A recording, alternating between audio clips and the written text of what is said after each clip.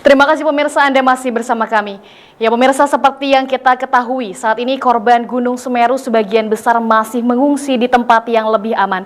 Lalu bagaimana kondisi mereka saat ini? Dan untuk mengetahuinya kami sudah terhubung dengan Direktur Disaster Emergency Respon Manajemen Aksi Cepat Tanggap yang bertugas di Lumajang. Baik Mas Kusmayadi, bisa diceritakan bagaimana Ya, kondisi Kabupaten Lumajang saat ini, Mas? baik, terima kasih. Assalamualaikum warahmatullahi wabarakatuh.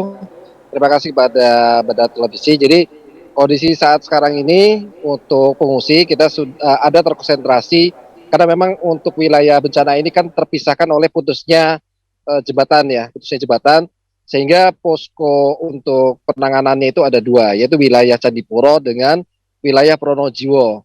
Nah, ini masing-masing diakses dengan dari lokasi yang berbeda-beda. Nah, untuk posko pengungsi sendiri, untuk di wilayah Candipuro itu adalah ada sekitar 10 posko pengungsian.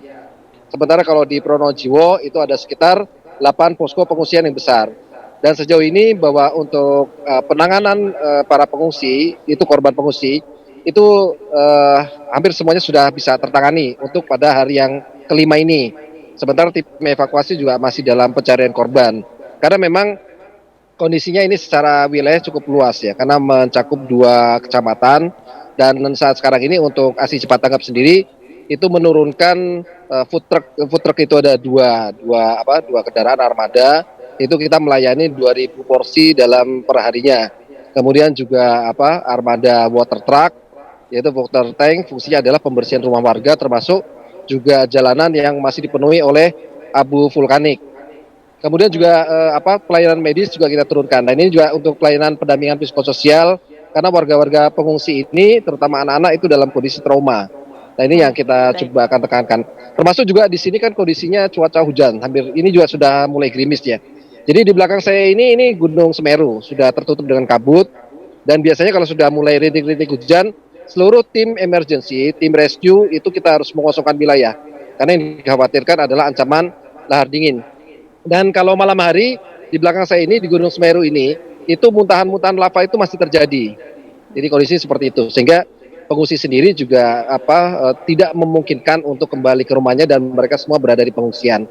Sehingga ini yang kemudian harus kita tangani, apakah itu makanannya, dari makanan siap sajinya, kesehatannya, vitaminnya, termasuk juga mungkin alas tidur dan sisi kehidupan yang lainnya.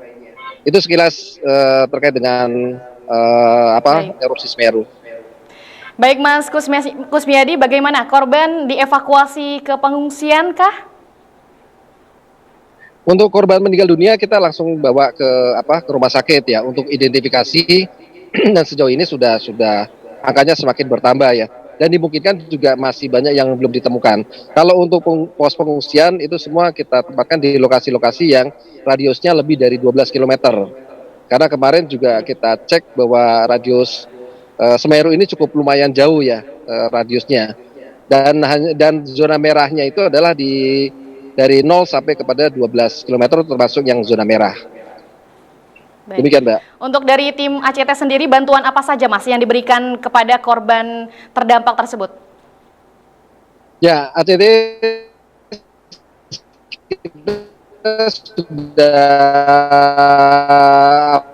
membuka terutama makanan siap saji. Dapur umum ini kita sudah membuka 8 titik.